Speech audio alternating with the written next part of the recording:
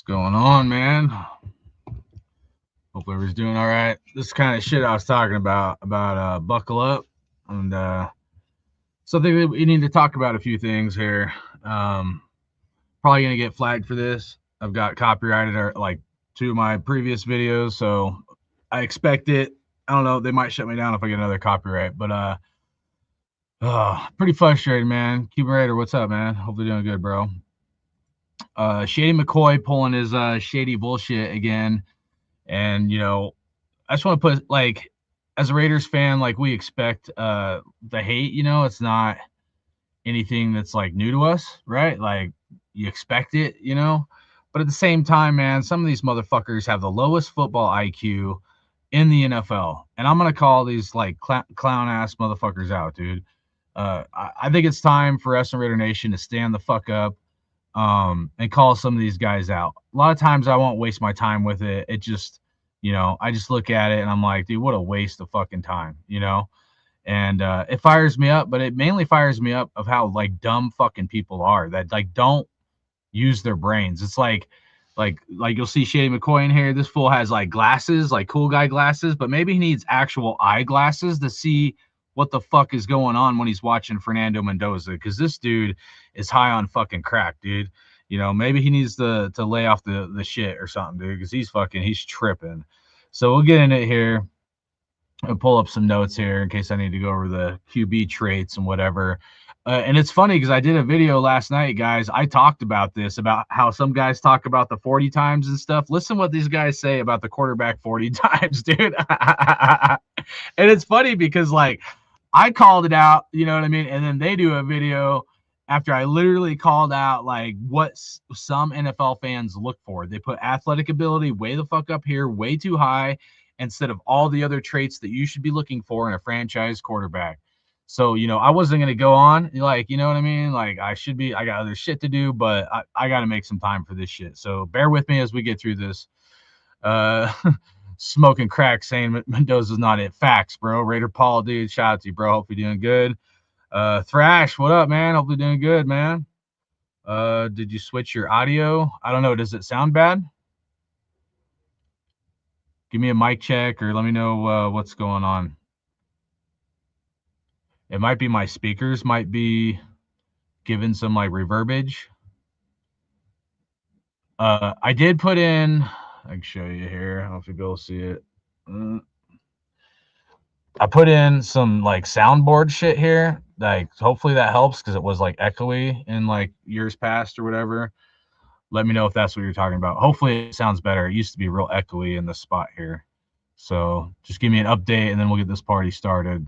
If the audio is bad, I don't want to start it until I get it fixed up. Appreciate that if you help me out there.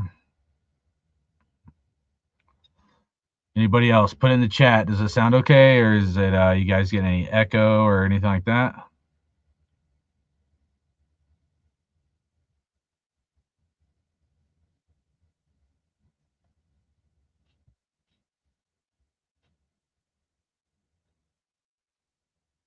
That sound good? Rare critique. What up? All right, appreciate it. All right, I was waiting for it. Sorry, guys. I was just like, somebody help me out here, dude. All right, let's get into this fucking bullshit, dude. These motherfuckers, dude. I swear to God, dude. I knew it was coming, dude. I said it, dude. It's coming, but like I hear it and I'm like, dude, these guys are so fucking dumb, dude. And people will listen to them and believe all this bullshit, dude. So, all right. So the title of this video on Speakeasy here, Clint Kubiak and Fernando Mendoza have no chance in saving the Raiders. Of course they're doing this, dude. Like, and let's be real, dude. Shady McCoy, you're a has-been, and you're somebody, like, you had a short little stint maybe with the Bills where you're pretty good, but, dude, you never lived up to who the fuck you should have been, bro. You were a shady-ass fucking running back, dude. You're a fucking has-been that wished he could have been great, dude. So that shit's funny to me, dude. You never did shit with your career. You never won a championship. And then I forget the other dude in the middle here, Deuce Mbada, whatever the fuck your name is. You're a sorry-ass wide receiver. You had a couple good years with the fucking Bengals, dude. And, like, so, like, these guys and listening to them is like fingernails on a chalkboard. So that's my little rant about these fucking clowns. So, all right, Mark Davis is getting interviewed here. Just watch kind of the reaction from Shady McCoy here. and kind of his like facial expressions and shit. It's pretty funny to me. Again, success is always winning the Super Bowl, but progress is really what I'm looking for. And I've been looking for the last 5-6 years. More than that. And, we just haven't achieved that yet, but keep trying. And so Shady McCoy, right? He's like, we've been looking for success more than 6 years. Dude, we would have had some success had John Gruden not got cancel culture, dude.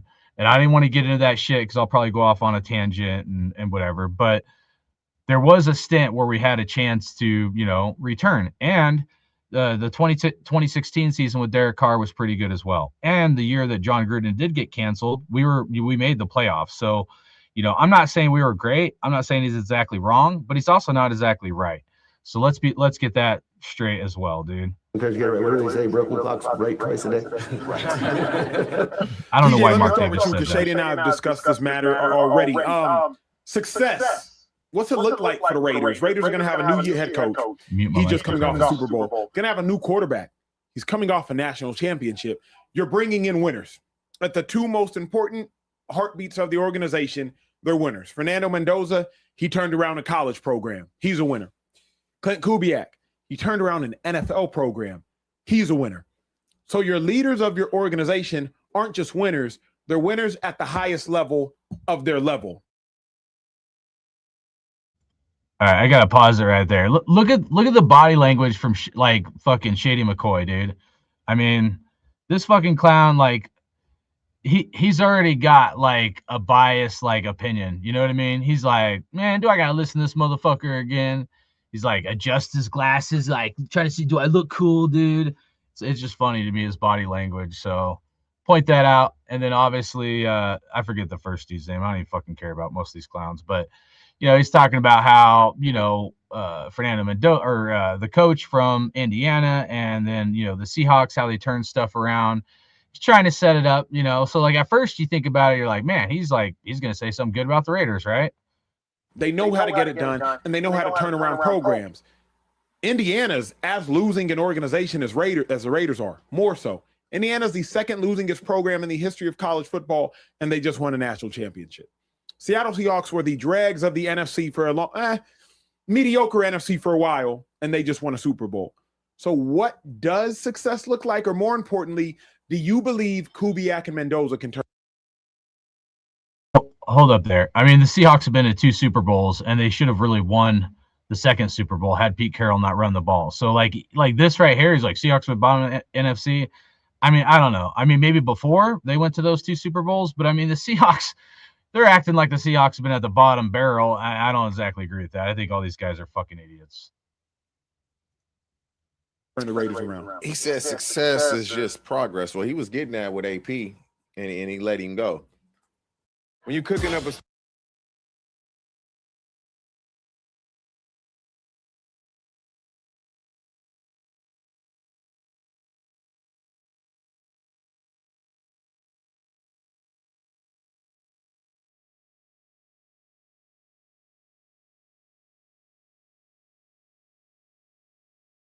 Forgot to mute the mic. All right, my bad. All right, so what he said right there about Antonio Pierce, and that he was making progress, and then he got let go. Now, if you guys don't know, like, I was one of the biggest supporters of Antonio Pierce, and I said, and I still believe this, that he got done dirty. He didn't get dealt like a fair shake from not having a running back. They got rid of Josh Jacobs, not having a quarterback. So there's some validity that Antonio Pierce didn't get like set up for success. But there's another flip side to that. That Antonio Pierce, even like besides that, like he just wasn't doing it, dude. He won 4 games. What do you mean he was turning things around, dude? Are you that fucking dumb? Like, how could you be that fucking stupid, bro? He won 4 fucking games, man. He won 4, and you're gonna say he was turning it around? Like, dude, what the fuck are you smoking, bro? Because you're high on crack. Anybody that listens to you has to be a complete fucking moron, bro. You're full of fucking shit. These are the same fucking dumb motherfuckers day in, day out spewing the same dumbass shit in our fucking society. And people will believe it, dude. That's the sad thing. People will believe it. I liked Antonio Pierce. He did get done dirty. But let's not act like he was turning the fucking leaf winning 4 games, dude. Like, what the fuck are you talking about, bro? Absolute horse shit. Fred, you can't forget the GOAT. The perfect blend of flavor with the right amount of heat. Frank's Red Hot's the GOAT. It can't be beat. Now, you have Ashton Genty. You drafted extremely high, didn't do much. Offensive line, just they were a mess as a football team last year. But if you try to mimic, and I'm looking at teams, I'm like, damn, what teams had the number 1 pick with a quarterback and then came back the following year, got a playmaker at the highest of levels? Try to mimic what the Bengals have done. They draft Joe Burrow. They come back and get his college teammate and Jamar Chase. So they draft Fernando Mendoza this year. They're probably going to be bad again. Mm-hmm.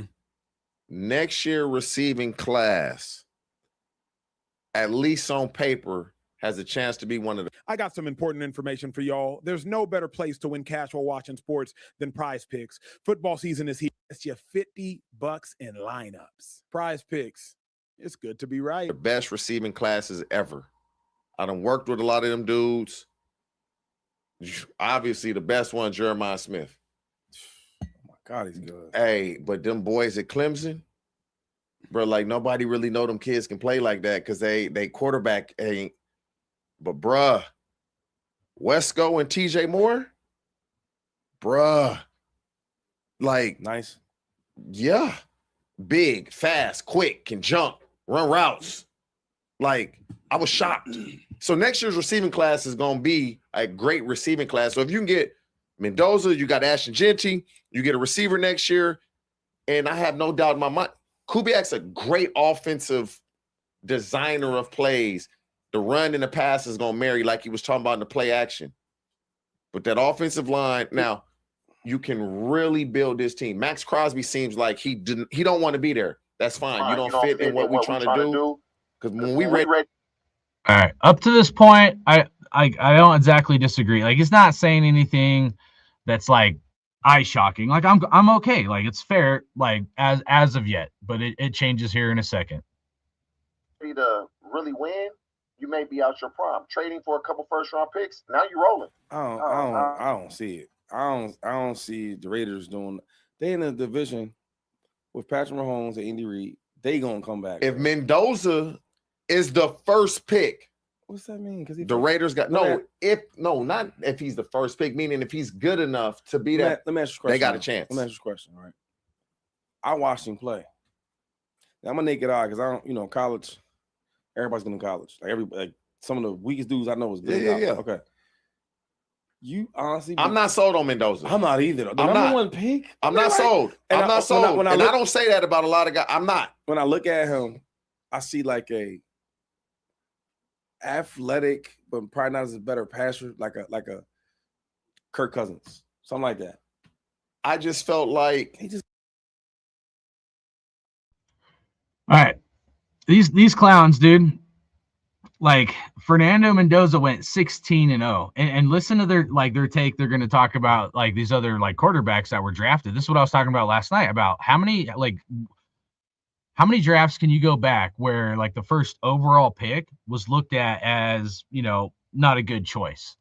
I mean, can you even remember where like the first quarterback taken off the board where people were like, oh, I don't want him, I wouldn't take him. I mean, the dude went 16-0. It's a fucking team game, jackass. First of all. Second of all, the wide receivers that he had weren't 5-star recruits. You're talking about all these wide receivers, dude. Indiana developed those guys to be pretty damn good wide receivers. You're going to hear them like kind of take some shots at the wide receivers in a second, but like, it's nuts to me, bro. It's so frustrating because these guys have the lowest fucking football IQ you could fucking have. They played the best teams against the best defenses, like Ohio State, great defense, Miami, like freaking amazing defense, right? And these guys are like, oh, I don't see it, dude. Well, what the fuck are you looking at? Look at the accuracy. Like I said yesterday, this is the QB traits you should look for: leadership, work ethic, football IQ, and being able to read a playbook, accuracy, mental toughness, physical toughness, team player, and coachable, footwork, throwing mechanics, decision-making, commands offense, pre-snap, and audibles. clutch factor under pressure, athletic ability, can run when needed, but that's not the first reaction unless that's the play called. Like, what more could you want in a fucking quarterback? They want more. They want more. And let's get into it. He's a good player. Yeah. But that Miami game, his receivers made great plays, uncommon plays. I'm not sold on Mendoza. I'm not either. But if he is as good as they believe he's going to be, the Raiders do have a chance. Because I think Kubiak, he was a revelation this year with the Seahawks, bro, offensively. Yeah, here's a revelation. Let me ask you one more question before we move on. Yes, sir. Why? I want you and T to answer this question. Why is it that, like, every NFL player I talk to that's involved in college, when I ask them about Mendoza, they're like, yeah, I like him, man, but I don't know if he's like going to save a franchise in the NFL. It wasn't like when Joe Burrow was playing the LSU. Pause, motherfucker. It's a team sport, man. You ain't got to save the fucking franchise. That's why it's the greatest fucking team sport out of all the sports out there. No one fucking person wins the game. Is that your guys' fucking problem? You want some fucking knight in shining hero to come win the fucking entire game by themselves? Last time I checked, ain't one person on any fucking team ever went and won a complete fucking game by themselves, let alone went and won a championship. That narrative is fucking horse shit. Horse shit. You're only as good as your weakest fucking link on a team, bro. The fuck are we talking about? Put the franchise on his back? Mendoza has said constantly, gave credit to his offensive linemen, to his coach, to the players. That's a team sport. That's a team guy. What did Clint Kubiak just say? He said it's a team sport. We got to do this together. We got to develop. We got to teach. This is the problem with our fucking society and these dumb motherfuckers that won't shut the fuck up. When was Shady fucking douchebag? When were you on a team where one person won the fucking game, jackass? Huh? Tell me one fucking time one person won the entire game by themselves, because I have yet to see that fucking football game, you dumb motherfucker. All right. You got to get him. Gotta get him. Mendoza doesn't do anything special. He does everything good to really good. Caleb Williams had a wiry arm, could make off-platform throws, and probably has high 4.4 speed. I saw him run away from Texas DBs. Jaden Daniels, we know, has 4.4 speed. Is a pocket passer, but also one of the best runners in the National Football League. Kyler Murray had an incredibly strong arm and was incredibly fast. You knew what time it was. Baker Mayfield, he had clutch factor. He had intensity. Hey, you fucking clowns, dude. Kyler Murray only knows what time it is when it's time to play fucking Call of Duty, bro. They literally just, like, proved my point. I said last night about guys only care about their 40 time, like being a 4.3. He's like, he easily had a 4.4 40. And, dude, did you see how many, like, incompletions Fernando Mendoza had in the playoffs, bro? Like before the championship game, he had more touchdowns than incompletions. Like, last time I checked, that's winning championship football. What the fuck are you talking about, dude? How many games has Kyler Murray had? And how does his 4.4 speed make him fucking elite to go win the entire game by himself, you fucking dumbasses, bro? This is the low football IQ shit I'm talking about, where people will put, oh, you got to run this fast or you can't be a fucking quarterback. It's nuts, bro. All the other QB traits are so much more important than your fucking 40 time, dude. What the fuck are you guys smoking, bro? Fucking crackhead motherfucker.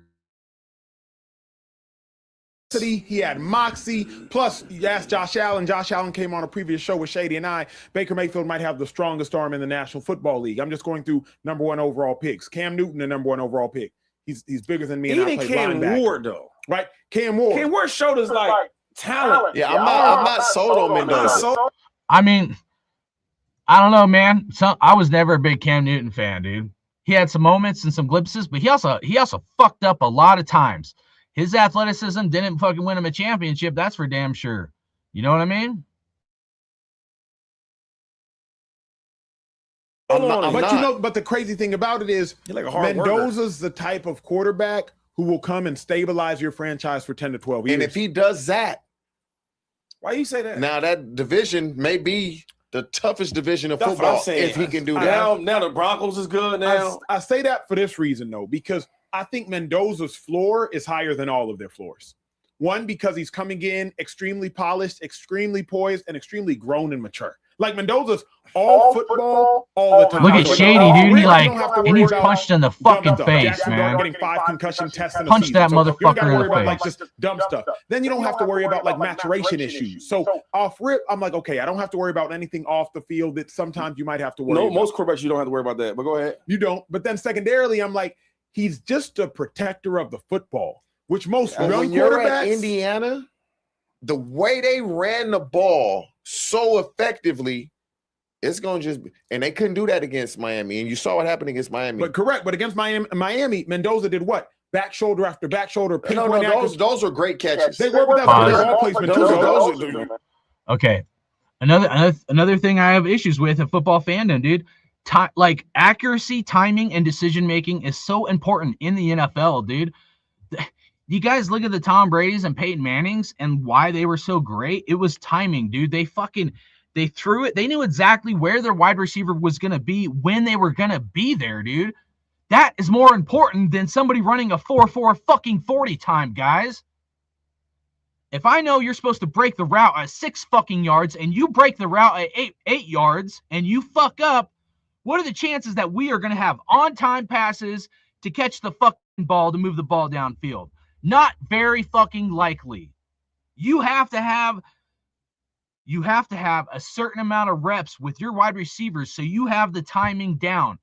Because the difference between college and the NFL, yeah, it is a big difference. And timing is everything.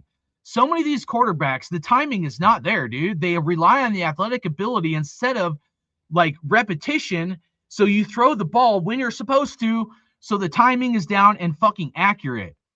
And for them to call out the back, and other people are doing this too. Well, they're back shoulder passes and they're not as like, it's not as hard of a throw, or like it was just a lucky catch by the fucking wide receiver. Like there might be a little bit of legitimacy to back shoulder throws in college versus the NFL, but that's still a hard fucking throw and a hard catch to fucking make.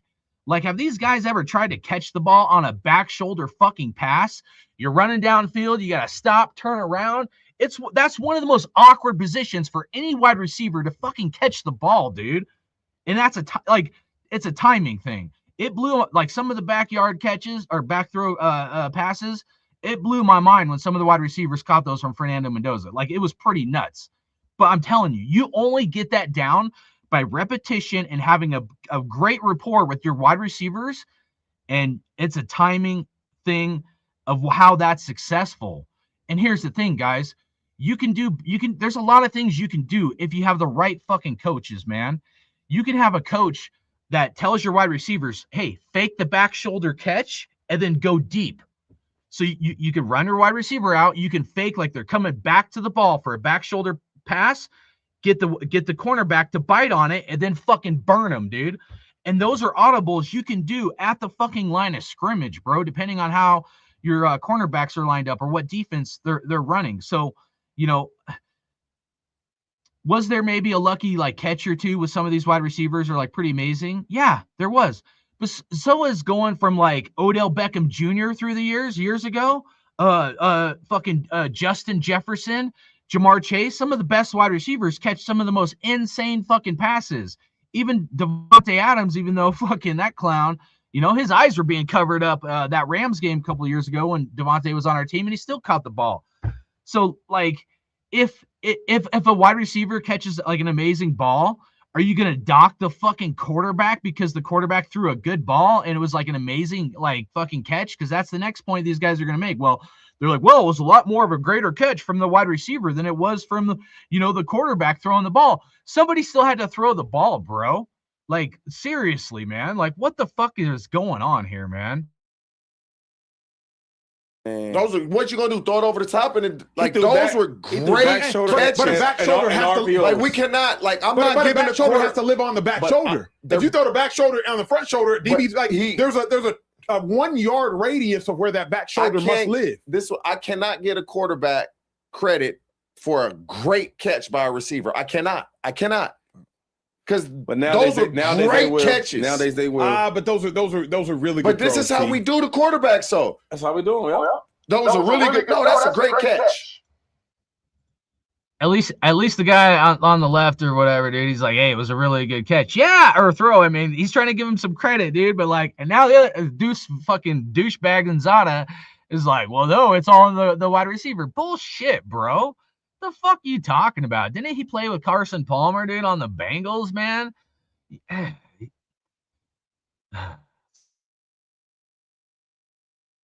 They ain't gonna say That's that. a great They catch. ain't gonna do that. You jumping up, catching it with a dude on your back. But the two things, T, don't have to be mutually exclusive. Not to mention, like, one, this I'm just typed in Fernando Mendoza. I remember this play here. This play just showed, like, hey, I want it. Really, hey, Rome, let this play. Just a really good QB draw. Like, this has nothing to do with. I don't see it, bro. This has nothing to do with the receivers. Talent. I don't see the arm strength.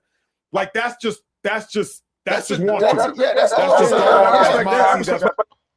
Bro, that's not talent. Did you guys see that play? You're telling me that's not talent, dude? What the fuck are we doing, McCoy? Fucking you shady ass fucking douchebag, bro.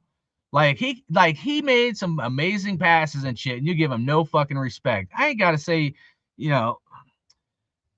look, they said something about Jaden Daniels. I like Jaden Daniels, right? They're like talking about athletic ability and stuff like that. Jaden Daniels was hurt, dude. He was hurt this year, man, which is one of the main concerns with him coming out of college is how small he was, as well as some of the other fucking, issues with these like mobile quarterbacks, dude. And this is one of the reasons why I say you got to break quarterbacks down into multiple categories where it's like pocket passer, scrambler, mobile, and then running style quarterback. And this is one of the problems because everybody wants to put everybody in either like a pocket passer or mobile. And to me, it's got to be like 4 different categories. And then we can maybe have a little bit better discussion to have a better fucking football IQ discussion of the pros and cons of each within those categories. Like Mendoza, he's a pocket passer / scrambler. Is Mendoza ever going to be a mobile or running style quarterback? No, because that's not his fucking skill set. Why would you expect him to be a running style quarterback? Look at Justin Fields and how bad he fucking sucks. Is Justin Fields ever going to be a pocket passer? No, he's not. Can Justin Fields maybe get a little bit better being mobile style or something? Yeah, he can. He can jump like one step.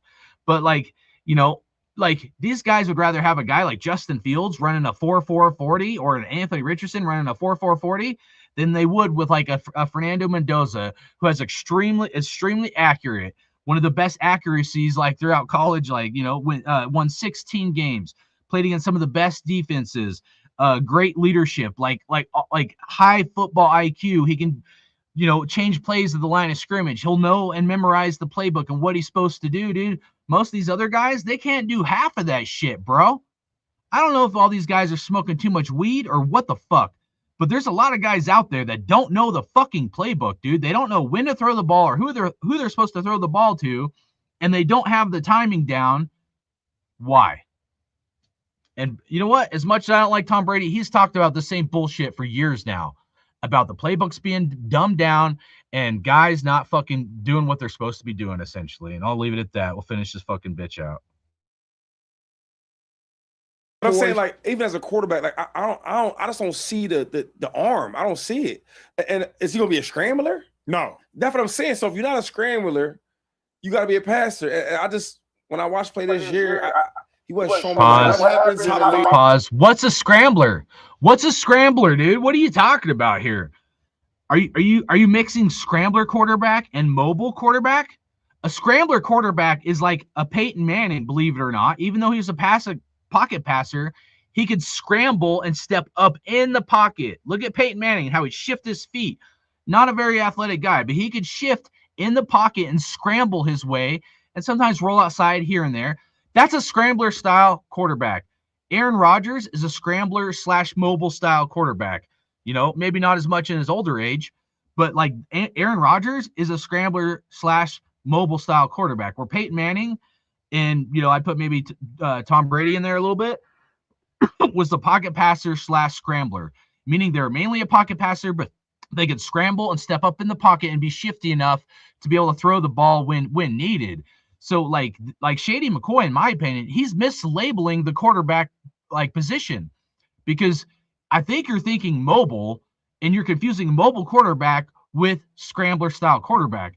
And this is my main problem of why people don't break down the quarterback into 4 different categories: pocket, scrambler, mobile, and running style. And Why is that so hard to fucking ask, bro? Some of these guys have an agenda, and if you don't fit their fucking agenda, they don't like you, and they're just gonna run their mouth about dumb shit. NFL quarterback when throws. we got to put the game on your back and we need you to go. We need you to throw this thing 15 times in a row. We haven't seen them do that in college. Not one time. Where we need you to throw the ball to win this game. We haven't seen it. And we didn't see that in Indiana. You're an Indiana fan. Have you seen it? No, but I don't know. I think hold on. Pause, dude. Pause. Hold the fuck on, dude. So you're saying you ain't seen him throw the ball to win the game, dude? Did they have to come back in Penn State? They played Oregon. He threw the ball, maybe not a ton, but he threw the ball enough to win the game. I mean, what is it you want to see? You want him to throw for 400 yards? I mean, the dude had one of the most accurate fucking QBRs you could ask for, bro. The hell we doing here? What y'all are giving him, simply because I look at Charlie Becker, one of the receivers, and he had 0 drops this year. I can't give him as the receiver all the credit for that. Like Mendoza has to place those balls where only Charlie's catching them. I gotta catch him. Yeah, he gotta catch him. It's a mutual thing. That's what I'm saying. You can't discredit Mendoza to boost. That's your job, bro. If the ball hits you in the hands or like within, you can catch it. That's your job as wide receiver to catch it. Any fucking high school football player knows if the ball hits you in the hands, you better catch it. What the fuck are you talking about? Oh, it's a wide receiver, dude. At least the other guy in the red hat came on and is giving him some respect, and he's being at least honest about this shit. It's fucking crazy, bro. The receivers, and you can't discredit the receivers to boost Mendoza. It's not a discredit to Mendoza because you have to be a good quarterback to go undefeated and lead your team to a national championship. You have to be a good quarterback. But I'm talking, when you get to the NFL, can he be that guy? I'm uncertain. I wasn't uncertain with Joe Burrow. I was not. But here's what I'm not saying. I do not believe Fernando Mendoza is going to be Joe Burrow. I believe Fernando Mendoza is going to be Kirk Cousins, Sam Darnold, Brock Purdy. I don't think he'll be Sam Darnold. Well, hold on, pause, dude. I mean, like, okay. Sam Darnold, I mean, these guys, like, maybe they're trying to give Sam Darnold a little bit of respect. I mean, how many people was out on Sam Darnold this offseason? Somebody should go back and see if these guys, what they said about Sam Darnold. They probably said Sam Darnold was going to be ass. And I'll be honest, I did not think Sam Darnold was going to do a good job as well, this year. Because, like, Raiders, we had a chance to get him. I was like, I don't think I want to go that direction or whatever. I don't want Geno either. But, like, it goes to show, and they're saying Kirk Cousins, he's not going to be a Joe Burrow. How do you know, bro? Like, you guys are making shit. Like, you guys don't know. Like, you guys are the same guys that were pumping up Kyler Murray, Bryce Young, all these motherfuckers, dude. And then at the same time, you guys will talk out of both sides of your mouth, not even fucking having, like, very low football IQ. I think he's going to be Sam Joe Burrow. Darnold. This is what I will say. But about if you're saying Sam Darnold in college was solid. if you're Fernando saying Mendoza in college was solid. Brock Purdy was a 7th rounder, Kirk saying- Cousins was a 4th rounder. So, but he gonna be the first pick. This is Wait, hold on. What did he say? Hold on a second. What did that fool say? Sam Darnold in college was solid. If you're Fernando saying Mendoza in Brock college was Purdy, solid. Brock Purdy was a 7th rounder, Kirk saying- Cousins was a 4th rounder. So, but he gonna be the first pick. this is All right. Sam Darnold was drafted in the first round, first of all. Brock Purdy, that's an anomaly, dude. He's acting like he knew Brock Purdy was going to be good, or I don't even know why he's comparing Brock Purdy. He's trying to take shots at Mendoza, saying like he should have been drafted in the 7th round. Or he's like, oh, Kirk Cousins, 4th round pick. Mendoza's a 4th round pick. I mean, like, look, I didn't follow Kirk Cousins in college, bro, but did he go 16-0 and win a championship playing against some of the top elite fucking teams and defenses? I mean, this argument that he's trying to make, like that comparison, I don't even agree with that fucking comparison, bro. This is a much lower quarterback class. Much lower. If this is a quarterback class with Caleb Williams, Jaden Daniels, Drake May, Michael Penix, Bo Nix, J.J. McCarthy, he would have been the 5th. And on another thing, y'all probably Pause. Hurt. J.J. McCarthy hurt. Jaden Daniels hurt. Bo Nix hurt. I mean, who else did he mention? Oh, Michael Penix Jr. I don't know if he said him, but hurt. I mean, dude, you clown ass motherfuckers, dude. And all those guys are mobile style quarterbacks, all hurt. And guess what? Drake May turned out he was hurt too. So you guys are fucking clowns, bro.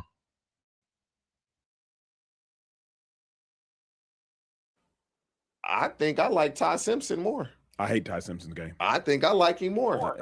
He was bad at Alabama.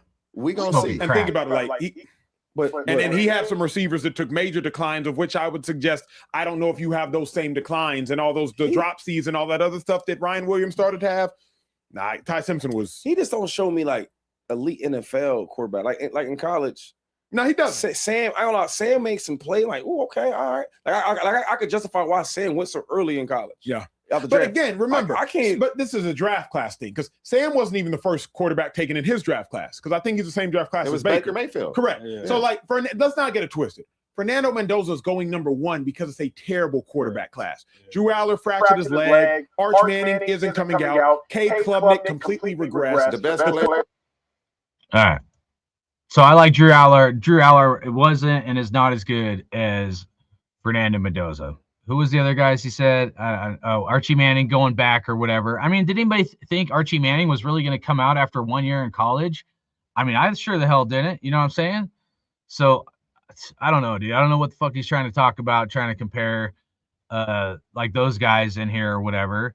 Now, could there be like, you know, if there was Archie Manning or, you know, I mean, Moore played terrible. What if Moore would have came out? I mean, Mendoza still would have gone first overall. Like, you know what I mean?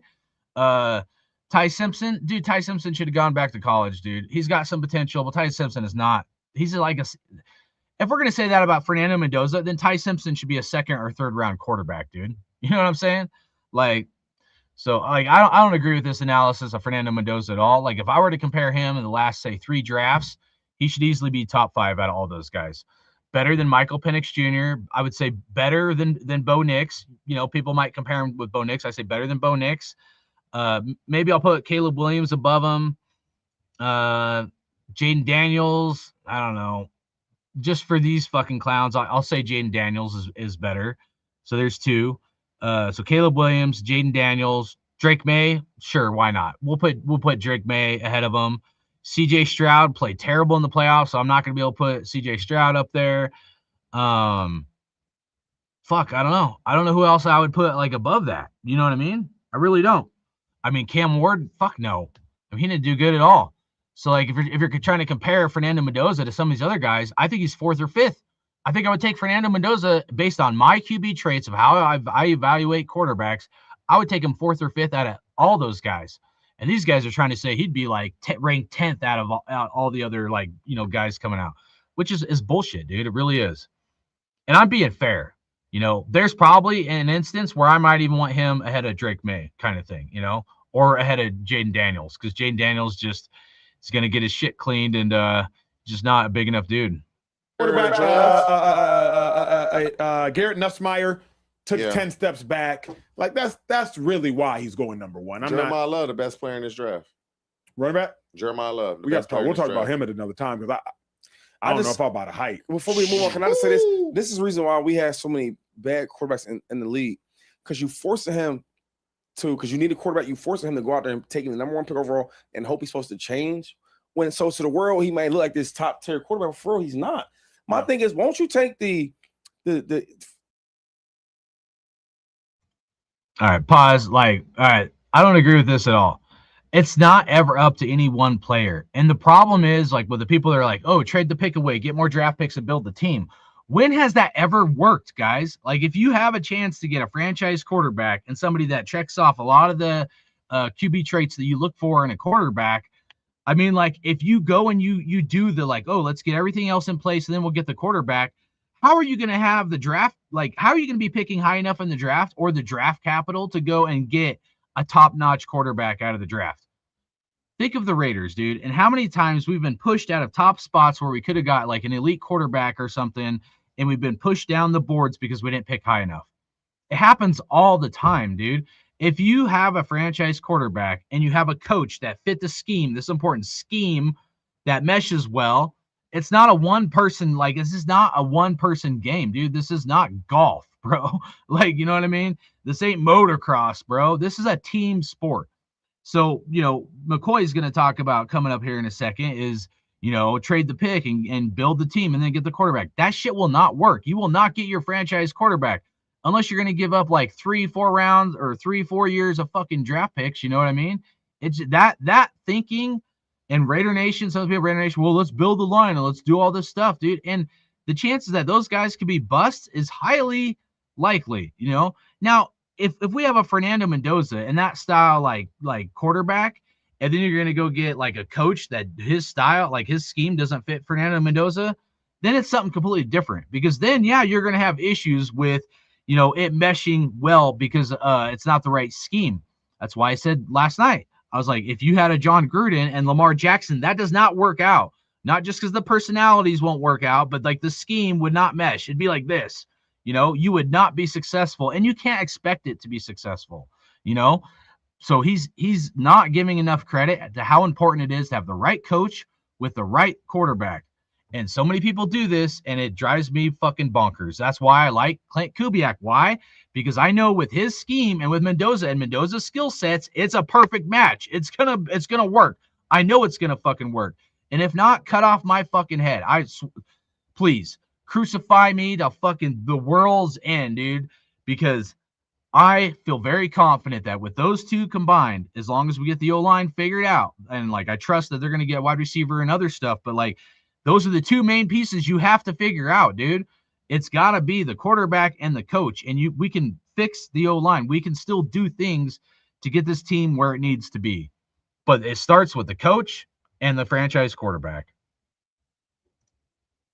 The Philadelphia Eagles strategy. Why don't you take the Seahawks? Take that strategy, man. Let's build the guys around the team, build the players up, and then get you a solid quarterback. Well, so here's where the only place I differ with you, if I'm hearing you right, is I believe Mendoza's solid. I don't think he's great. I don't think he's elite. Like everything about him actually spells solid. The only thing he is solid. Yeah, you know what I mean? Like he's good at everything. So those solid quarterbacks need a team around. Correct. And that's what I was going to say. It's not fair to put the onus of change this franchise on Mendoza. He's not that quarterback. He's not that guy. There are quarterbacks that have looked much better than him in college that have not had that type of responsibility and they're much better than him. It's always a team sport, bro. I mean, what are you guys talking about? Number one to the Raiders for a reason, because they have a lot of missing pieces. So not only is he not that great of a quarterback, he's also going to a terrible franchise. So it's not fair to put amazing expectations on an already not great quarterback to turn your franchise around because you're missing way more than just a quarterback. When you're cooking up a spread, you can't forget the goat. You're cooking up jackasses. With the right amount of heat, Frank's red hot to go. Oh, they can't be beat. Make every dish great. Frank's red hot. Eat the goat.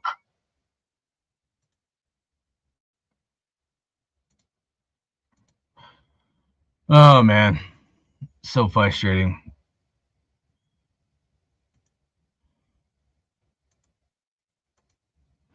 All right, you guys probably didn't have enough, so let's see what Stephen A has to say, and then I'll read you guys' comments because all this shit's pretty fucking funny to me. I love Stephen A. He's the best, dude. He's the GOAT, man. All right, so before this, all right, she was really fair, and the dude on the right, and then Stephen A. is going to give his take. What are your expectations for Clint Kubiak? So let's see what our good old friend Stephen A. has to say. Gotcha. Here's the deal, y'all. First of all, what do you want to give him? A cookie? Yeah, I'm excited about. He said, what do you want to give him, a cookie? I mean, for real, bro? Is that what we're doing here? We're playing those fucking games? I mean, the dude just want to think about this, guys. I mean, like, I'm not a participation trophy fucking kind of guy at all. But, Clint Kubiak just won a Super Bowl, and, like, pretty much the next day he's, like, flying out to go, make it official with the Raiders and to be our coach after being probably super exhausted, probably trying to party with his team and shit like that. Like, I mean, you can't give the dude no fucking respect, bro.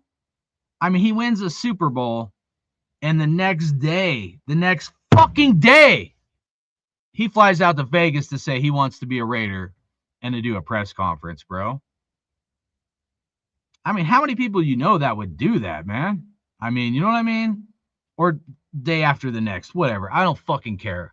It's still fucking like right back to back. I would want to like chill, maybe hang out with my team, soak up the sun a little bit. This dude's like, nah, man, I'm excited to go be a Raider. I'm excited to go be a Raider. Want a fucking cookie? Go fuck yourself, Stephen A. How about that, man? Fucking chump ass motherfucker. Working with Tom Brady. You damn right you better be excited about working with Tom Brady. There's nothing else to be excited about being a member of the Las Vegas Raiders. I mean, they are a model of ineptitude of the highest order. There's nothing to brag about with these Las Vegas Raiders other than the fact that Tom Brady is there and you going to listen to Tom Brady. You damn right you better. Now, your daddy. First of all, like I said this, and I'll repeat this, Tom Brady ain't done shit, bro. Just because he's wearing one of these things right here, a fucking Las Vegas Raiders sweatshirt, don't make him a Raider, bro. Tom Brady's more of a Patriot than a Raider. He's more of a Buccaneer than a Raider. He's more of a 49er than a Raider. But yeah, he's part owner of our team. 1 foot in, 1 foot out. Not even fully fucking committed, bro. Tom Brady, you don't get shit from me until you fucking earn it. I don't give a shit what you did in the past. You ain't won no Super Bowls for Raider Nation, bro. You ain't done shit for the Raiders. That's why I said, get the right coach, get Mendoza. I'll give you a little respect. Until then, yeah, you're on the fucking hot seat as far as I'm concerned, dude. You're on the fucking grill. Let's see what you fucking do. Let's see where your actions are. I don't give a fuck what you've done with the Patriots, bro. I'm a Raider fan, bro. What have you done for me? What have you done for us who bleed silver and black that been here since day one? He's got to fucking earn it, bro. And if you don't,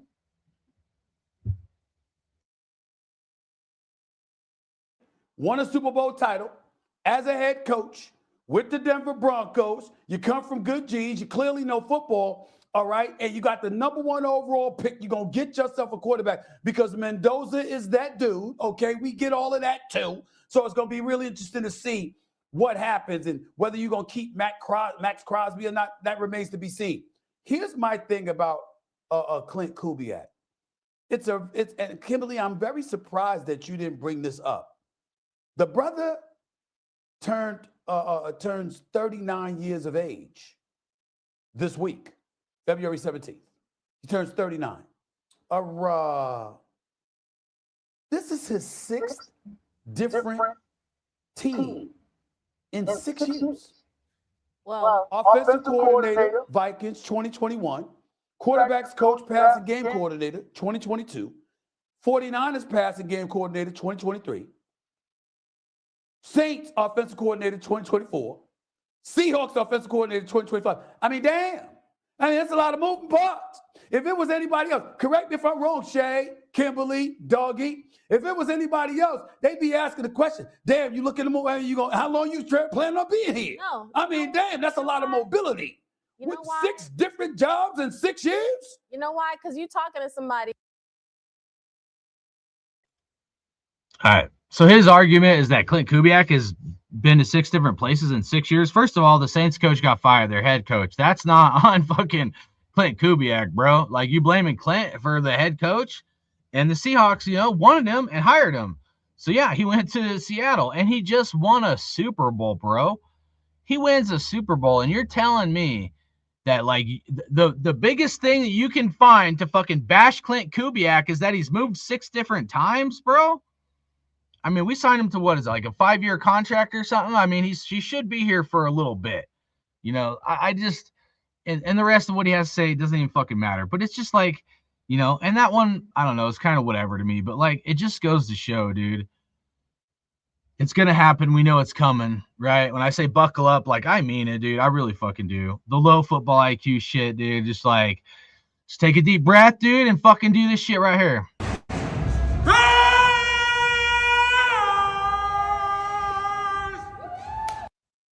And maybe yell a motherfucker after it.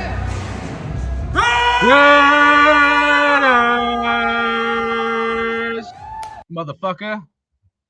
Fucking punk ass fucking motherfuckers, dude. It's coming, man. Buckle up. Because you guys, all you little, you guys been drinking the tap water or some shit, getting tufenimate or some shit.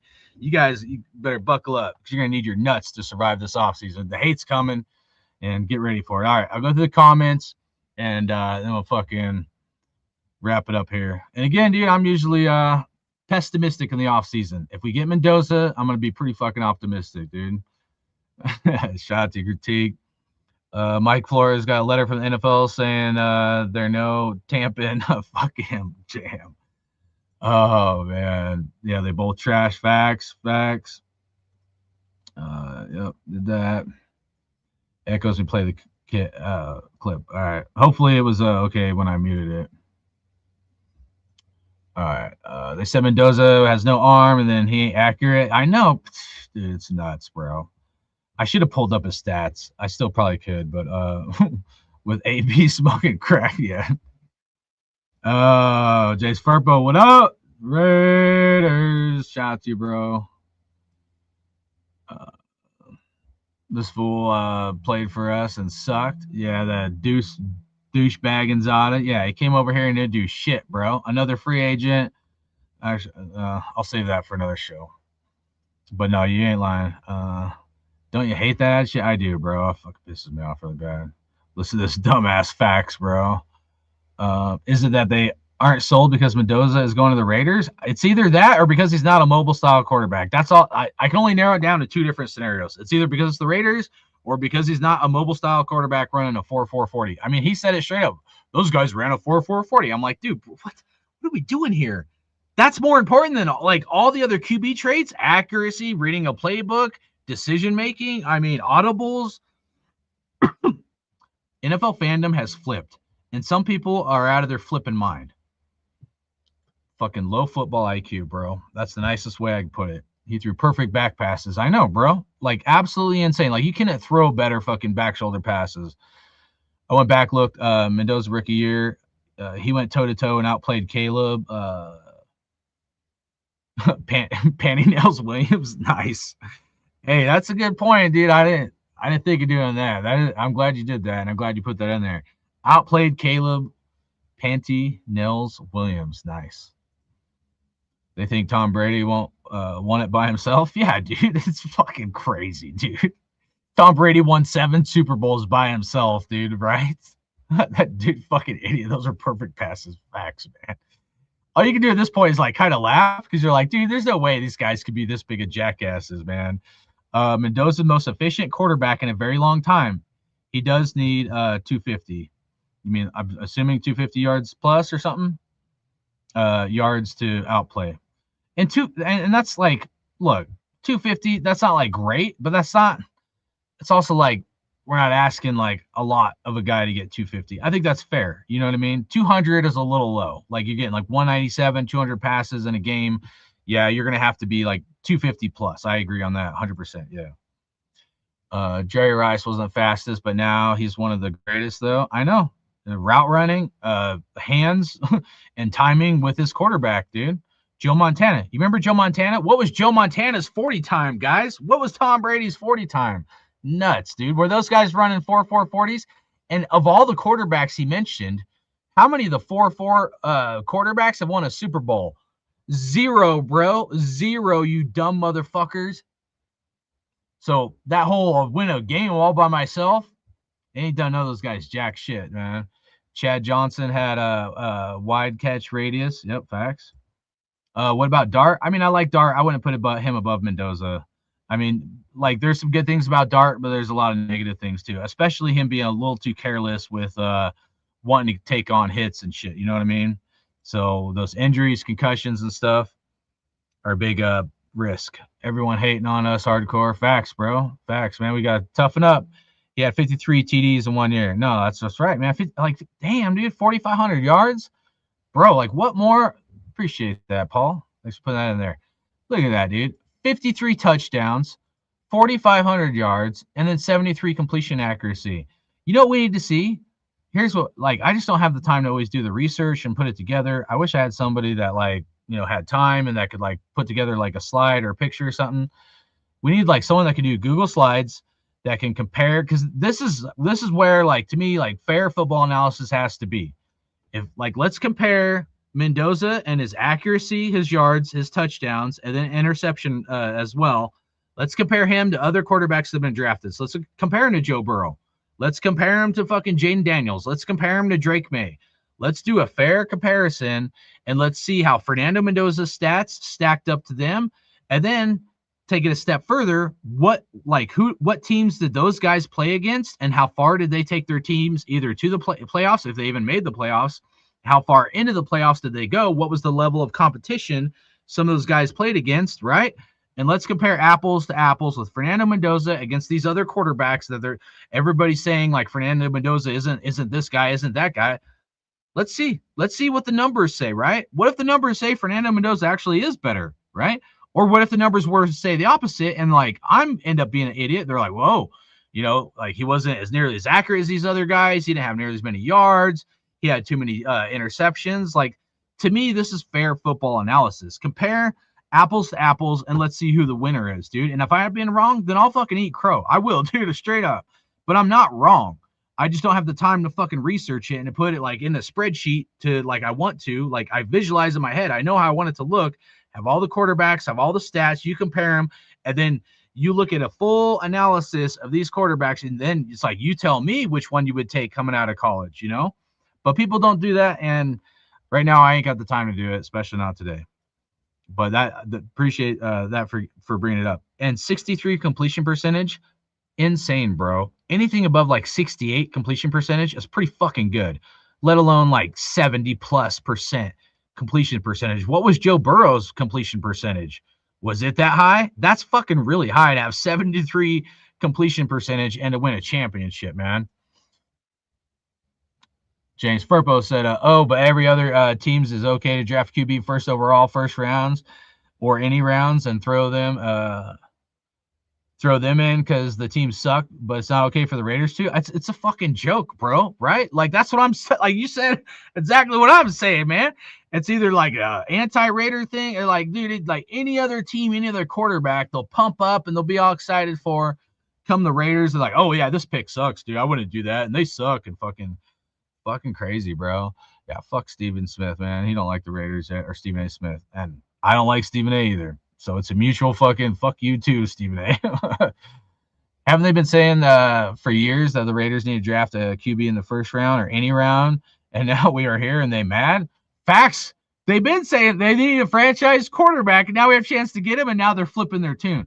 They're scared, bro. They're fucking scared. You're fucking scared, Shady. We're coming, motherfucker. We're fucking coming. You better be fucking scared, you little bitch.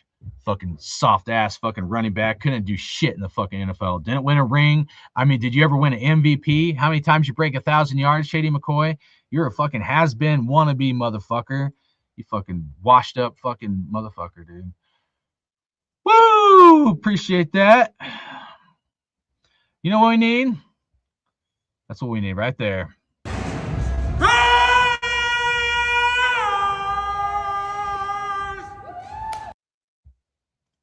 That's right. Rosetown native, what up, big dog? Hope you're doing good, bro. Salute to you as well. Hopefully everything's good. Brady ran a 6.040. See, that's what I'm talking about. See, now we're getting into some nitty gritty. I like it, bro. Imagine that. These guys in their 4.440, dude. Tom Brady runs a 6 flat 40, dude. Fucking crazy, bro. Oh man, another Raiders podcast. Shout out to you. Hopefully you're doing good. The fact they don't give Mendoza's credit is ridiculous. I wish nothing but the best for Kubiak these coming years, but hopefully he can get this team going this year. OC to head coach. Let's see how it goes. Like, look, I'm all about action, man. I'm all about proving stuff. I'm not giving no fucking participation trophies. I see a very strong avenue where Clint Kubiak and a Fernando Mendoza can be a great teaming and pairing. However, there is a lot of other aspects to football, and there's a lot of other things that has to be put in place to make it successful. I'm obviously aware of that, like from free agency to the other guys we draft, the defensive coordinator, maybe the offensive coordinator to some degree, but the defensive coordinator is a big deal. Like someone had said something yesterday, and it's like kind of what I've thought about before about Jim Schwartz. That's the coach that I would want. I would love for our coach, Clint Kubiak, especially being a first-time head coach, to be able to concentrate on the offense, and then just kind of whoever the defensive coordinator is, him just give the reins to an experienced, trusted, veteran defensive coordinator that he can just let run the defense. And I think Jim Schwartz would be a great Raider. His attitude, I think he probably would get along with Max Crosby with that, his grit, you know, and then the way he likes to grind. Rushing the passer, look at Myles Garrett and how much he rushed the passer. Crosby and Max Crosby, if we do keep him, hopefully we do, but if we keep Max Crosby, Crosby's skill set is not running back into the flat and doing like fucking pass coverage, dude. Max Crosby should be strictly a pass rusher, not covering fucking tight ends or whatever when, like, you know, Pete Carroll wanted him doing other shit than just rushing the passer. So for me, I think Schwartz would be a great fit, and it would allow Kubiak to concentrate more on the offense and more on developing Fernando Mendoza. There is other things that has to be in place. Yeah, I'm like it's very obvious, I think, to me and everybody else, we need a number one wide receiver. I like Jack Besh, but we do still need a number one wide receiver, and there's some other things that we need. But like I'm looking at this, I hope we do well, right? Like if I put a number on right now, I hope the floor of games we win is 6. It should be 7. I think 7 should be the floor of games that we win this year, and like, you know, 6 to 9 or 7 to 9, somewhere in that range of games we could win. But you know what I'm really looking towards is year 2 of this coach and Fernando Mendoza, and year 3 we should be hitting the ground running and making year 2 you make a playoff run. Not asking for a Super Bowl. Year 3, you should be in the running to make a fucking Super Bowl run. I'm not asking for a 1-year turnaround. And Drake May and Bo Nix didn't do a 1-year turnaround. That was 2 years. Okay? And that's realistic and that's fair. So for me, want to see progress this year. I want to see these guys being taught and learn and progression. And year 2, I want to see playoff push. Year 3, I want to see Super Bowl run, meaning we are in contention to make the AFC Championship game. That's fair. If they get this shit right, which with this many draft picks, with this much money and free agents, there's no reason they shouldn't be able to get this right. But subject to change if they fuck this up. But that, like, I'm making it pretty simple. My criteria for me to give Brady a little bit of respect, get the coach right, which to me was Kubiak or Gruden. So, but I like Kubiak, and there's a lot of positives with him, maybe even more positives than Gruden, and get Fernando Mendoza. If they don't draft Mendoza, that's a fail to me. And that's going to be the number one thing. My analysis of this team completely fucking shifts, and I will roast fucking Tom Brady and any respect that he might have been able to earn from me, or what really should be from all of us in Raider Nation, should be lost. I mean, Mendoza is the no-brainer fucking pick. Like, nobody can tell me another idea is fucking good. Get Mendoza, get the quarterback, and we figure the other shit out. It's gonna work. But if they fuck this up, if they fuck this up, it's gonna fuck this franchise up for 3 to 6 years, and then they will set Kubiak up to fail. Remember that. If we don't get Mendoza, they will be setting Kubiak up to fail. And as much as I like Derek Carr and stuff, even that, you're not gonna have like a successful game plan long term, like what I'm talking about with Fernando Mendoza. You know, it just, you know, like Carr, there's some positives within him. Like if we were, say, to go that route, but like, you know, I know a lot of people don't like Aiden O'Connell, but like if we weren't going to get Mendoza, like who's going to be your quarterback? I'm not running back with Geno. I will fucking rip this shit off right fucking now. And I'll do like when I went to the stadium. I told them I'm not wearing none of my Raiders shit until Pete Carroll's fired. Like, I don't want Geno Smith on this fucking team. I don't want that cancer in the fucking locker room, bro. That's not what this organization needs. So that's how I'm at Geno. I don't care if we paid him or whatever, dude, but like he's just not the guy. He's not the right kind of leader or mentor. He's a fucking punk, not coachable. He can go fucking do his little blame me fucking shit somewhere else. He can go fuck himself like every other person that came here and took advantage of the Raiders, and you know, we paid him a really good contract. So all right, read some last comments to get out of here. Same numbers as Joe Burrow. 76.3 was Burrow's. That's pretty amazing.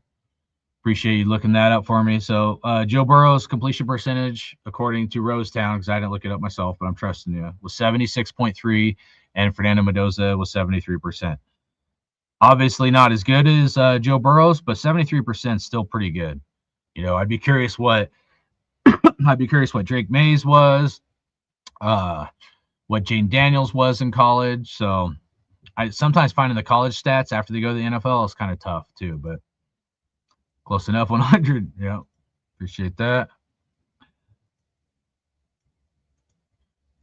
Joe Burrow had Jamar Chase, Justin Jefferson. Yeah, facts. Yeah, those are 5-star wide receivers, and that's something that's like missed by this. Like, yeah, Indiana like helped turn some wide receivers into being like really good, but they were like 2-star like wide receivers, guys. Like he didn't have a Justin Jefferson and Jamar Chase like some of these other teams had like some 5-star wide receivers and shit. You know what I mean?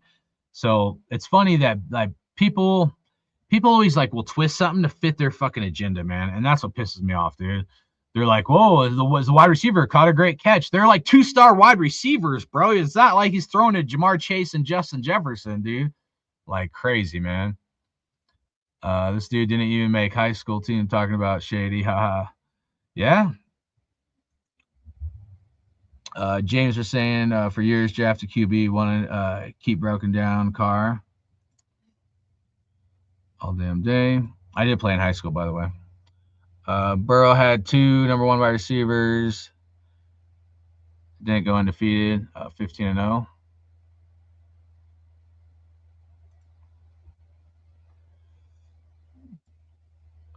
Let me guess. This is probably like Shady McCoy's burner account. Let's see. 4 or 5 with doubling our. And bro, like if I had the talent Shady had,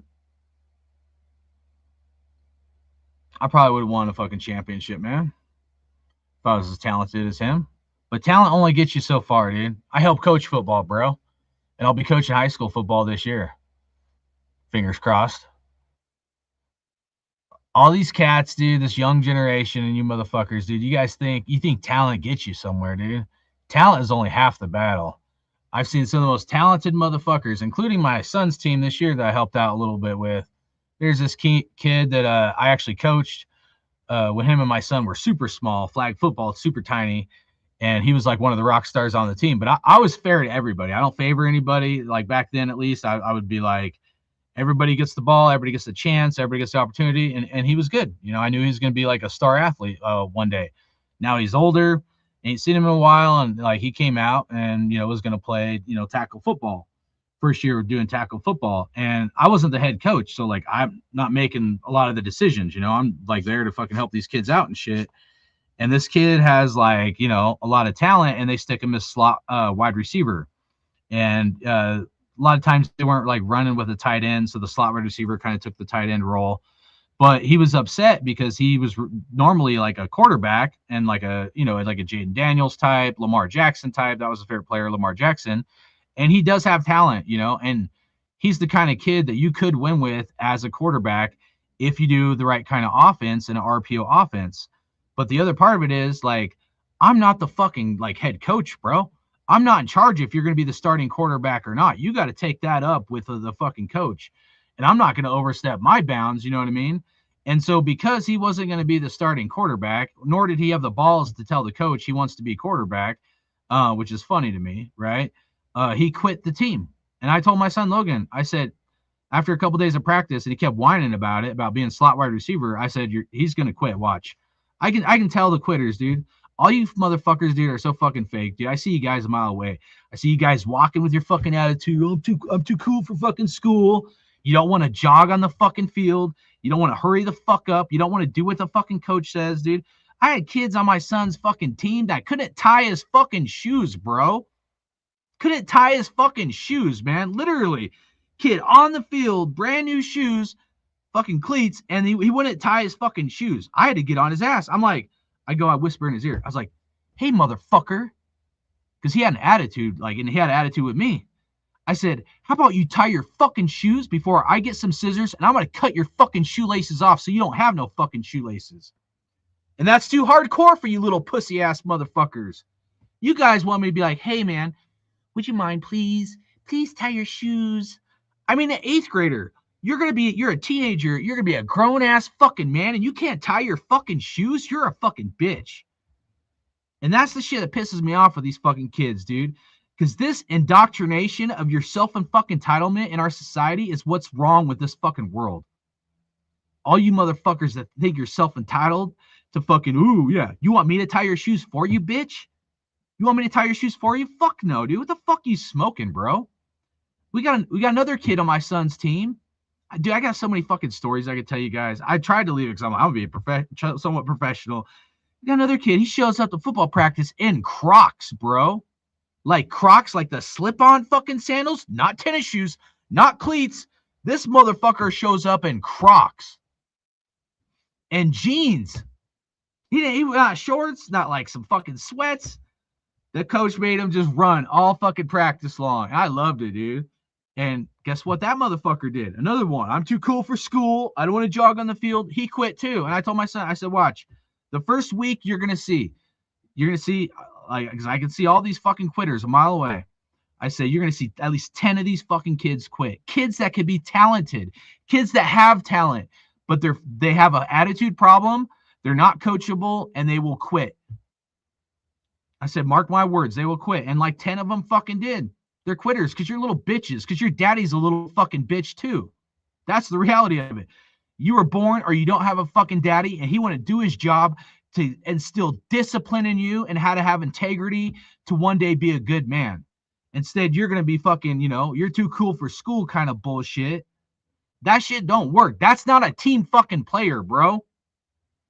That's not a team player. And that's simple shit, dude. We're not even getting into the playbook. We're getting into someone tying his fucking shoes, man. What the fuck? I mean, you can't show up to practice with a pair of fucking tennis shoes? Now, if you're that poor, that's different, bro. I've been poor.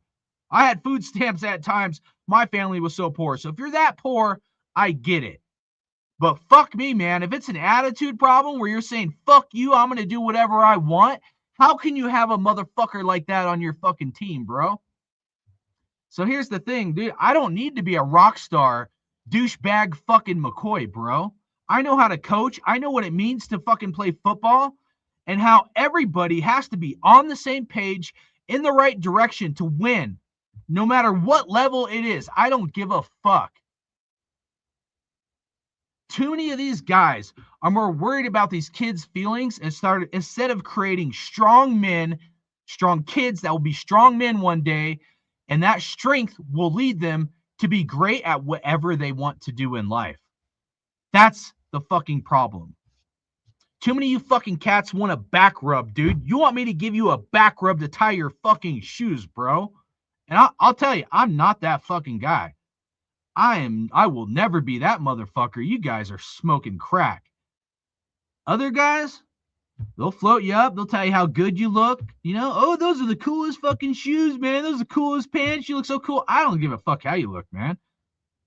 What do you do? What have you done for me? What are your actions? I told my son 2 things. You don't got to be great, dude. I'm not looking for you to be the next fucking star, whatever. I want 2 things from you, and I'll be proud. Don't fucking quit and give me maximum effort. Pretty simple.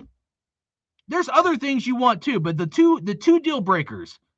Don't fucking quit and give me maximum effort. If you fucking quit, we're going to have a fucking problem. Because most of you guys, especially you young cats, you guys quit when you give a 6 out of 10. You think you give a 10 out of 10, you fucking quit and you say it is what it is when you give a 6 out of 10 or maybe a 7. You give a 7 out of 10, you're thinking you're giving a 10 out of 10. Well, guess what? When you're doing that and you don't give maximum effort, you're cheating your team. And most importantly, well, you're cheating your coach, you're cheating your team, but most importantly, you're cheating yourself. You're cheating yourself from you becoming that you could be something greater than you ever knew possible.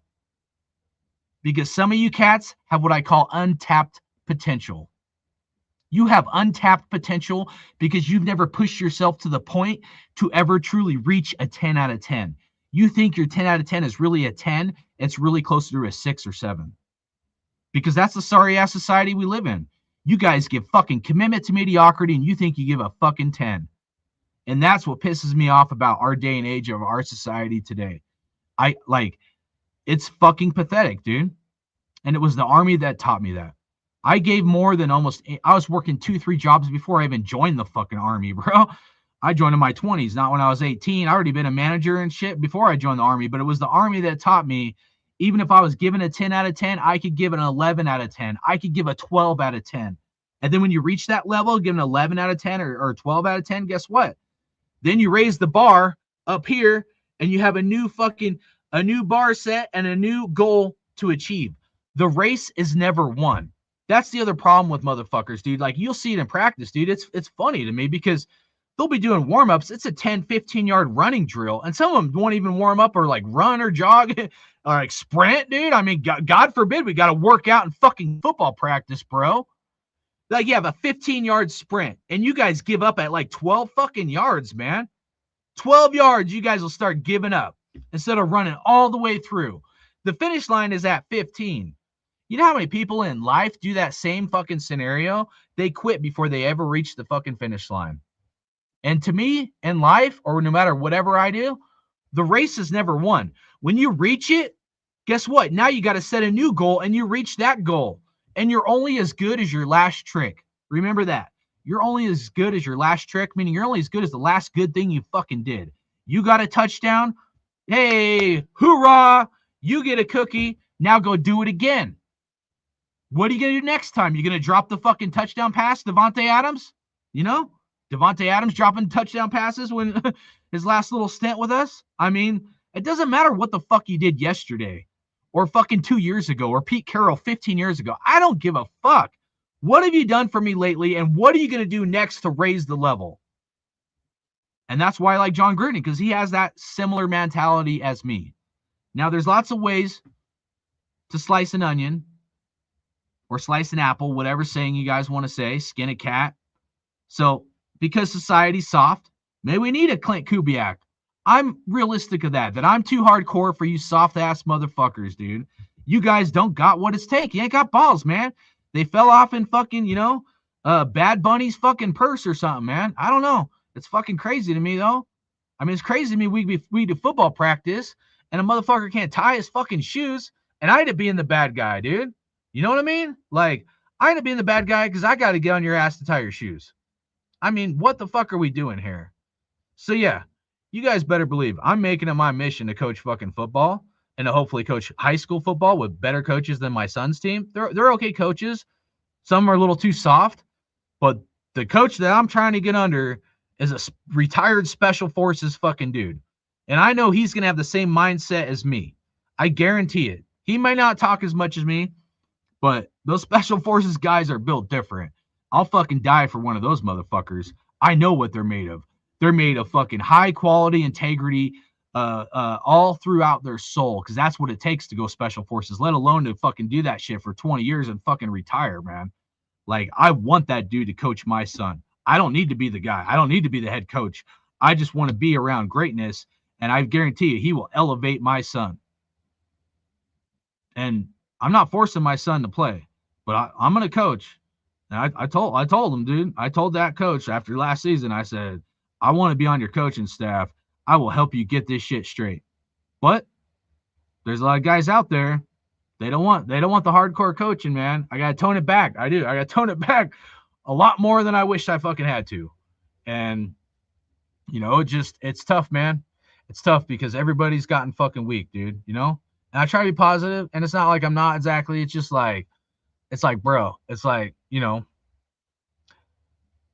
football taught me so much, guys. You have no idea. It taught me how to be hard. It taught me how to be tough. It taught me teamwork. It taught me like character, high integrity. It taught me like how to not quit no matter how tired you are. Football is the greatest sport on this planet because of how many great things it teaches you, man. And it's through discipline, it's through hard coaching that helps instill, I think, like someone, especially if you came from a fucked up family, it can help instill you to be great when you get done with your high school and you move on to the next, greater things in life.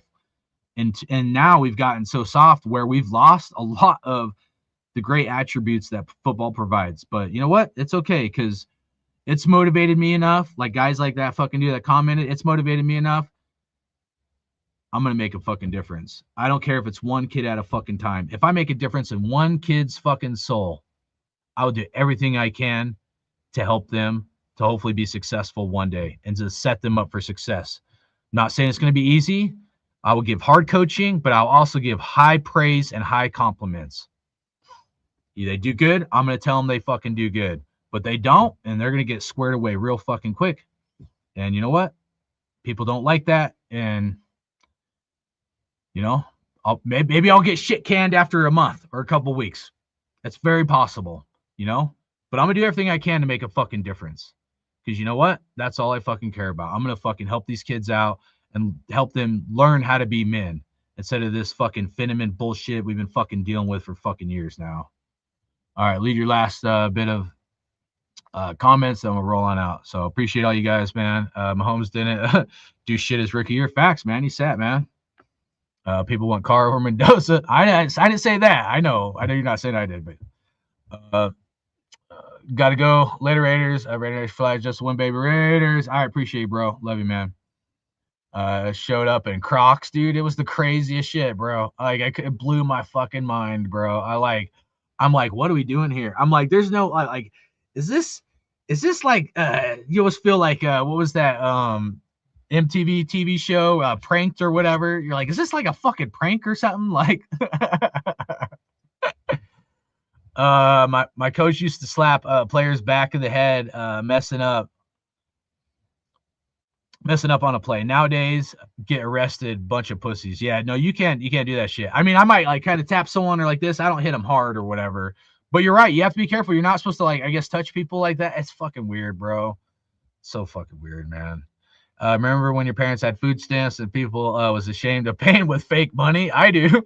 Yeah, I'm gonna say something about that in a second. But loved it when no one was looking and had no money. Yeah, bro. No, it was food stamps. So you go to the grocery store, you have this book. If you guys don't know, probably a lot of you might, but you have like a little booklet of like food stamps. You have to like fucking pull them out all shamefully, you know, like fucking at the checkout counter. And yeah, you do. You feel like shit. You're like, fuck. But now they just have like a card. It just looks like a credit card, like EBT card, whatever the hell it is. So now you don't have that same shame. So now everybody wants to be on food stamps. Like, oh yeah, nobody's even gonna know. This is great. Fucking crazy, man. I appreciate that, Raider Paul. I love you, bro. I know we don't always agree on shit, but I appreciate the love, man. Yeah, the food stamps was rough, bro. Dude, like I remember, I shouldn't even tell you guys this. I'd like dig out a fucking dumpster for like plates and shit, dude. Like we have no fucking, we like moved there and like we were fucking homeless for a little bit, living out of a fucking tent and shit. And then you know, I remember like pulling out like shit out of a fucking dumpster. I was like some plates someone threw away and we like washed them and used that for our eating plates. I mean, you know, it's fucking sounds crazy now, but back then it was just like I was just a kid and parents was like, see if there's anything in the dumpster. I was like, really? Okay. Oh man, it sounds scummy, but they do what you got. The name of the game has always been the same. Survival of the fittest. You gotta do what you gotta do to survive, man. Even if it fucking sucks sometimes. People forget that. Like, we're all wolves in sheep's clothing, man. Wolves in sheep's clothing. But the name of the game has always been the same. Survival of the fittest. Get in where you fit in. Either that or you won't, man. So I'm not saying go like steal from people, you know, and like be shady about it, but like you gotta do what you can to provide for your family and to fucking make something yourself. You know, most of you, if you're like me, dude, you blue collar, you grew up rough, like you're gonna have to go out and make your own life. Ain't nobody gonna hand you shit. You're gonna have to work harder than everybody else. You're gonna have to find something within you so you can succeed, even if everything's stacked against you. And to me, that is something. If you're a self-made man like that you should honor. You know what I mean? And to me, it was the good coaches that I had, like in football, that made me the man I am today. That made me hardcore. That you know, and I appreciate those that believed in me and that helped me throughout those difficult times, dude. You know what I mean? Oscar, what up, bro? Hope you're doing good, man. He said, no, I'm just a sheep from the Lord, no wolves over here. Nice. YWSA they're saying more than one way to top skin a or skin a cat. I don't know what WSA maybe meant was. Well, let me put in one sentence I did 4 times. Dude, sometimes the iPhone be tripping, man. Straight up. All right, well, I'm gonna bounce on out. I appreciate you guys. I thought about doing motivational shit sometimes, because that is something, maybe it could help some people, especially with me dealing with my mom passing away and shit like that. But I just want to know, no matter whatever you're going through, just know somebody's either going through the same shit as you, been through something worse, gonna go through something worse in the future. And no matter what fucking happens, just don't quit, dude. Just don't quit. And that's something I've had to tell myself these last couple months after my mom passed. And no matter how defeated, how depressed, or whatever I might feel inside, like, you just can't fucking quit, man. And maximum effort is measured on different scales. Nobody can give 110% all the time. Nobody can. Some days you can only give 80%, but that's the thing. If your maximum effort is 80%, one day and maybe a couple days later, then you can give your 100 or 110%. To me, that's respectable. You know what I mean? Give your maximum effort of what you can give in that certain time. But also understanding that, maybe sometimes your maximum effort, maybe you're not trying hard enough. And that's something I think we should all look towards and try to achieve is how do we give maximum effort in anything we do, whether it's our marriage, whether it's football, whether it's your job. Jobs can be real hard to get maximum effort. Don't get me wrong. I mean, you know what I mean? It's definitely, especially if like someone worked for the state or something, it's like guaranteed paycheck type stuff. But, when I look at it like that, like if you give the best you can and in your heart and soul, like you go to sleep at night and you gave the maximum amount that you could give, then you should take pride in that and honor and be able to sleep easy at night. No matter what, excuse me, no matter what you're dealing with in life, no matter how fucked up your situation might be, if you gave maximum effort and you did the best you fucking could, you should take pride in that. And you should sleep easy knowing you did everything you could. Because not everybody can say that, and those people have to be able to rest their head at night and sleep. And those people have a hard time sleeping. I'll tell you that right now. I try my best to live my life where I can, if I lay my head on my bed, I have a clear conscience and I know I did the best I could with whatever time I had in that day. So not saying I'm better than anybody. I'm not trying to come at it that way. I'm just saying, I think if more of us just try to give maximum effort of whatever our maximum effort is that day, we'd all be a lot better off. You know what I mean? So I'll leave it at that, man. Don't be the kid with the Crocs, dude. I love it, dude. That should be, bro, dude, you just made me think of something, dude. That should be a t-shirt, bro. A kid like running or something like football practice. Don't be the kid with the Crocs, man. That's fucking funny as hell, man. All right, much love, guys. I love you, man. Appreciate you. You guys know there's only one nation. That's Raider Nation. Hardcore Raider out.